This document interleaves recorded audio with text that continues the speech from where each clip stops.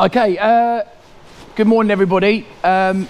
This is something that I've never done before, by the way. I normally come in and I normally speak to students in year 10 or 11, speak about exits and possibilities, and to be honest, sometimes I've been doing it for so many years that it's actually quite nice to do something a bit different. I've been in the same situation that you've been in, as probably all the teachers have been. Mine was slightly different. It was actually probably in a sports hall. If you were lucky enough, you were allowed to sit on a bench at the back. If not, it was legs crossed, sitting along the dirty floor. So this is a really nice environment to be in. So you're very privileged for that. Now, I created this literally this week to come in and speak to you guys about and unleash your potential. There's 3 words that I'd probably come across quite a bit. You'll hear me speaking about, and it's 3 words that I believe in quite a bit. One is the passion, and your passion, and we'll talk about that. And a big one for me at the moment is the process, which you're going to go through over these next couple of years, 3 years, 4 years. I'm going through it now. And then the last one, and I think it's a thing that's slowly, it's more of a struggle this day and age, is patience. So there's like my 3 Ps that I will mention quite a bit in this presentation. So some people would turn around, well, actually I believe that I'm a very, very successful person. And that doesn't mean me getting my bank account out and showing you, look, I've got all this money in my account. Success in my eyes is a lot different to potentially what you would think. And I'll explain that a little bit more later, but waking up every single day, really enjoying what I'm gonna go and do and the obstacles and the challenges that I'm gonna go and face is the reason why I think I'm successful. And don't get me wrong, obviously I have bad moments, I have bad days, ups and downs are fine, but like I said, the process of it, I absolutely enjoy. Like this, for example, is something brand new to me, and I'm going to enjoy it. And at the end, I'll find out if you've taken anything away from it, any small little bit away from it that you might enjoy. So, to know my process, you're going to have to know me. This is what we're going to cover today. So we're going to have a look at the school journey, the college years, and then we're going to look into that passion and purpose. I don't really like the word entrepreneur, but I am an entrepreneur, and I currently own 2 businesses off the back end of coming out of college. And then we're going to go through a few little things that, when I talk about process, I talk about like the opportunities that I might have missed. If I could relive yesterday, I would do something a bit different. And if I relived yesterday and I had the chance to relive it again, I'd probably do something different again. I think there's always tweaks that you can constantly do all the time. All right. Who am I? Now that's a very old photo. So my background, right, is I'm one of 7 kids. My mum in the middle there, she's what I would call wearing her Deirdre Barlow glasses. You might not know who Deirdre Barlow is, but she's from Coronation Street. She's in the middle. My dad's there, and he's still grey now. I think he started going grey when he was 30. And then there's the rest of us. So 2 girls at the back. I've got 2 twins. I got the only brother of mine that's got blonde hair. And then I've got my other brother on the right hand side, and then there's me sitting on my mum's lap in the middle over there. Now I currently live with my brother on the right hand side there, curly hair. And we're on 2 different pathways, right? And I'll explain that about you. But one of 7, 9 of us living in a house. The reason why I'm into what I'm doing and the passion that I've got and the journey that I'm going on probably starts from this sort of age here. All right, being one of 9, and trust me, there wasn't just 9 people in that house at that time. My school journey. So looking at that, so that's where you're meant to go. By the way. Thank you. Yeah, that's my first day at school there. So my school journey started obviously going to nursery, infant school, primary school, and then on to secondary school. Now in that house there that I'm standing in, bear in mind there's 9 of us when I was that age, we actually went through the process, well my mum went through the process, she thought it would be a great idea. Over the space until I was about 15, she fostered 27 children over that time. So there might have been another child in the house or another 2 children in the house. So that sort of like care aspect and like looking after others and trying to help others is sort of ingrained into me from a very, very young age. So it was obviously an absolute madness, that house there. Now, I think personally I was the fortunate one being the last of 7, because I think when it comes down to parenting, you learn a lot over the years, and I probably got away with a lot more than maybe the rest of my siblings, especially my oldest sister. But obviously I got to have people come in the house, like foster kids and stuff like that, and seeing the way that my mum was very hands-on with it. So my journey started, and my care for others started at quite a young age. And then my entrepreneurial journey, which I'll talk about later, probably started, and I've just found out that you can work from 13 years old. I think I was working a little bit younger than that. It started outside that house when I was about 11, 12 years old. It was like garage sales outside the house, constantly trying to sell like old toys, actually really reluctant to get rid of them. Car boot sales, going round and sweeping my local shops like for money and stuff like that. So that sort of hard work sort of was ingrained into me, and it was probably that hard work, like the passion and the care from my mum, but the hard work probably from my dad. So he was a black cab driver, used to go out from 6 o'clock in the morning, sometimes used to come back in at about 1 a.m. So that sort of the hours that he used to go through were like long. So I saw what he was doing, and that's where my journey sort of started, my mini entrepreneurial journey started. And then my college years, I think I grew into my ears at the time. That my college years were, I'd probably say, my most enjoyable time, because I know when speaking to your, is it head of sixth form that was in talking, like that freedom that you get at college, it's such a difference, but you have to have a level of ownership on it. But I very much enjoyed sort of the relationships that I had with my teachers, how they changed from in school to college. Not, I would say that they were friends, even though one of them now I still see, one of my college tutors now, but the level of respect becomes a little bit more of sort of like a careers atmosphere, like a working atmosphere that you have with them. But my college years were the most, it was the turning point for me, and I studied at school a course that I'm actually running now over at Bracknell Leisure Centre, which has former students from your school over there this year. I went into a coaching pathway. I think that level of care and passion about helping others, and also the love of sport and the love of football specifically. I was in one of those college programs. It wasn't at the level of what it is now, and I just had a great time with it. Gained some qualifications, gained some coaching experience, had that level of freedom, and I really loved it. But there was a turning point for it. And discovering your passion and purpose, and I feel like I put a crunchy on there because I didn't really know what to put for like crunch time. Like when you find it, that is the moment that everything changes.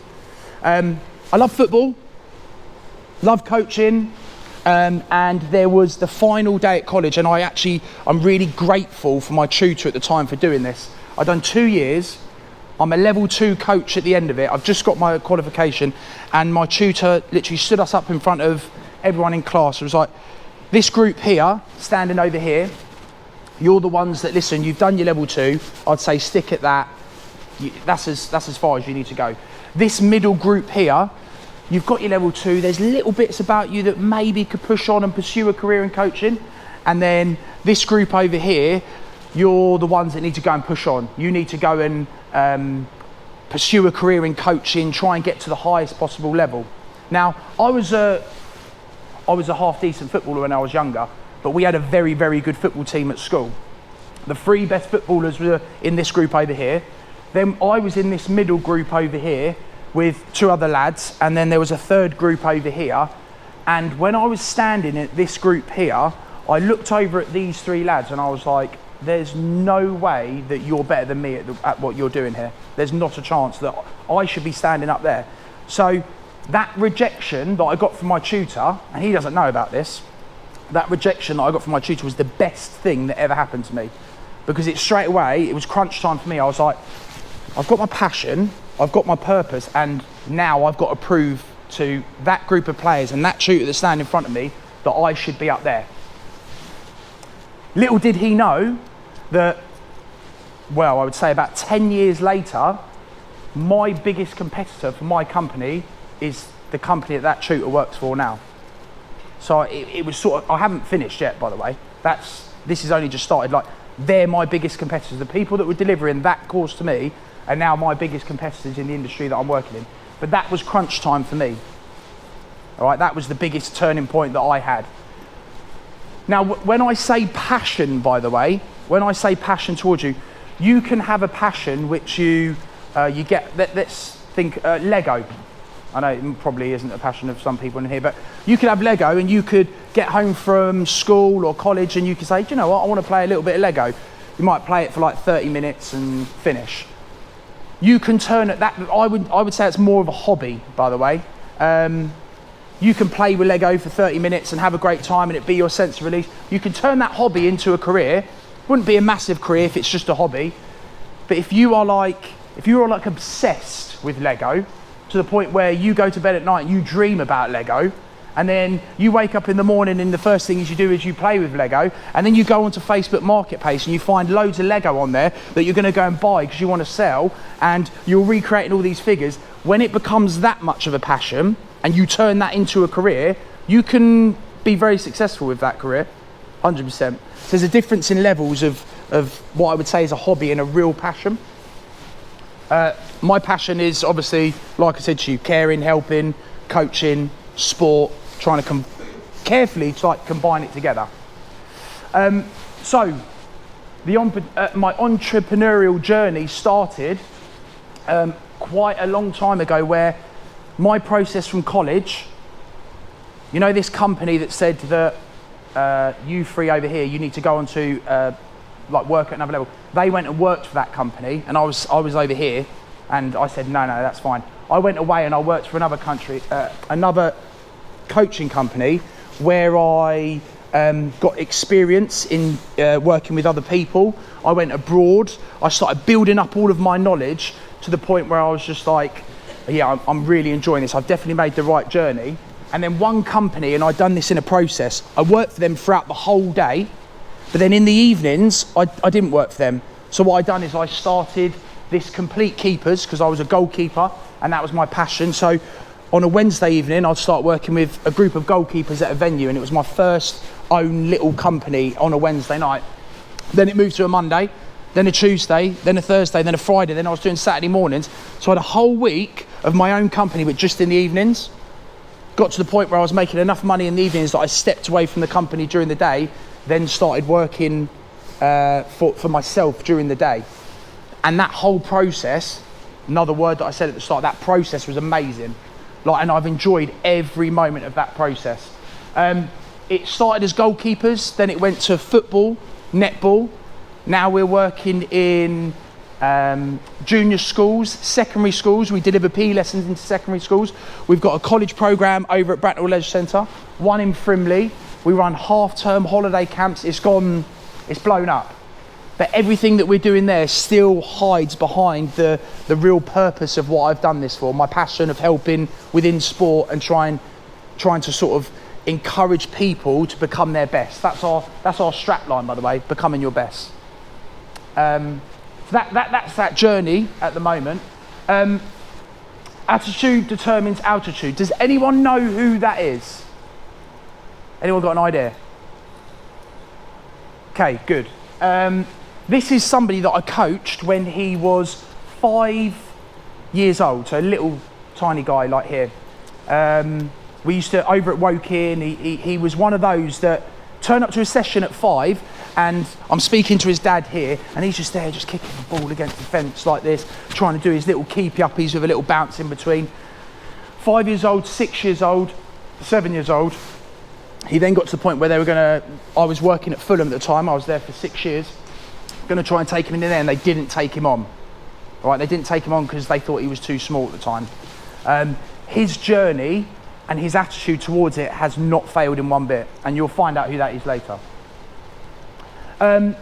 School as a tool for growth. Now, like I said to you before, if I could relive yesterday, I'd do something different. If I could relive it again, I'd do something else different. If I could relive my school time, I definitely would do a lot of things different. But then if I could relive it again, I'd still try and do something different. The process of it and the opportunities that you have, people will stand in front of you and they'll say to you, and I think all of your teachers will say this to you now, and you won't believe it. School years are the best years of your life. And you're like, yeah, whatever, I've got to get up, I've got to go to school. No, trust me now, when you get to our ages, they are the best years of your life. There's never another opportunity that you will get where you wake up and you come and see your friends for a long period of time, and you get the opportunity to take on things that are going to help you grow later in life. Trust me, and if you take away anything, just remember those comments that I said to you now, because when in 10 years' time, you'll be like, how good was school, by the way? And you probably won't think that now. One thing that I will say to you, and every teacher across the UK right now will be like, don't say that to students right now. The grades that you get don't determine what you are. Now, teachers are like, why have you said that? Do not say that. But let me tell you this, the process that you go through, if you get a 4 in English, right, a 4 in English, if you have worked extremely hard, right, and you put everything into it, the preparation and everything into that, the process of it, of you giving everything, that 4 is worth a lot more than you gaining a 4 and putting no hard work into it whatsoever. They're both the same grade, but the process that somebody goes through to get to that grade is so much more valuable, all right? And I was quite lucky, you know, when I was at school and I was doing my GCSEs, I went through phases that I pretty much guarantee some of you will go through where, oh, do I really have to revise? Like, and then you're like, yeah, no, I'm going to get on it. I'm going to try and make sure I'm doing a great job. I don't know what it was, but I switched on year 11 and I was just like, right, sticky notes on when I'm brushing my teeth on thing. I thought I'm going to try and do my best at it. And the process that I've done, the hard work that I've done from it, people at school, they knew nothing about it. I'd done it for myself. They didn't know that I was doing those little extra bits of revision around it. But that process that I went through to revise as hard as I could, because I wasn't the most academic. And being one of 7 in a family, nobody in my family got an A or an A star. And people in my family, my brother that I live with is a lot more academic than me. He didn't get an A or an A star, but his process and his thought towards the actual GCSEs was different to mine. Obviously, naturally, I'm thinking, right, this is my chance. I've got to get an A, I've got to get an A star. I got 1 A, 1 A star, a B, 5 C's and a D. I can't transfer those into what the numbers are these days, but I was so chuffed. I thought, yes, I'm the first person in my family to get an A and an A star. Bear in mind, one of them went to university. 8-9. Oh, and it was in sport, my A star, and my A was in food tech. Drama was my B, which, by the way, is probably the most valuable subject that I think I can take from, because there's not a chance I'll be standing in front of this many people every week talking without probably having that drama. So that was a very good one for me. All the skills that you can take away from school, and especially on days like today, coming in, speaking to us, I've done these interviews at many different schools before, so many skills that you can take away, communication skills. I've got a list of the creativity and like problem solving skills that some of you will do.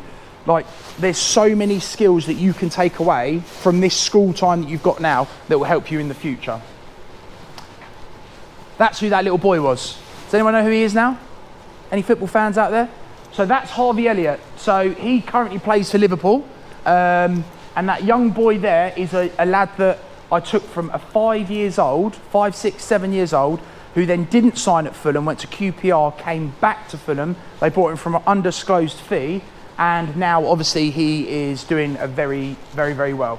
So I speak to his dad on quite a regular basis. The last time I saw Harvey was actually when he was at Fulham, because I haven't been up to. There was a moment where he got me tickets for when Liverpool, the COVID year that Liverpool won the Premier League for the first time in 30 years. They got me tickets to the Crystal Palace game in the family enclosure, 3-course meal. Game got called off by COVID. Absolutely fuming. It would have been the game that if they won the league. That was going to be the last chance that I saw him. I have spoken to him on like Instagram and stuff like that, but I speak to his dad on a regular basis and he's obviously very grateful. But that attitude that you have, you know, when I talk about you have a passion that's a hobby or a passion that you can turn into a career, obsessed attitude, like nothing's going to stop him. That's That's what that I wanted to try and share my background with you guys, to try and sort of see somebody that's been through a process, probably not a very academic person at school that's tried to, but when you've got that hunger and that fight inside you, I do believe that you can unleash anything. But trust me, if I could relive things, I will. If I could do things even better, I will. Anyone got any questions for me about anything? You can ask a question. You can ask one about Harvey. You can ask anything about anything. Don't be shy. No. Okay, well, so I hope that you've enjoyed that and taken just something away from it. I believe that everyone has something, and I know speaking to, what I really liked about listening to your sixth form teacher is you've already been on a journey with this school, which I think is great, and they know you. Whatever you do going forward, it's a lot of pressure now to try and figure out what you want to do for the rest of your life. I think it's a big question. I'm fortunate enough that I was a lucky one that I got into something very early, but there's people now that probably 30, 40 years old that still not 100% sure what they want to do. But when you do get it, that's crunch time. You've got to maximise it. You've got to unleash your potential. Hopefully that all makes sense. If there's no questions on the floor, I'm done. Thank you so much. Kris, big thank you. Thank you.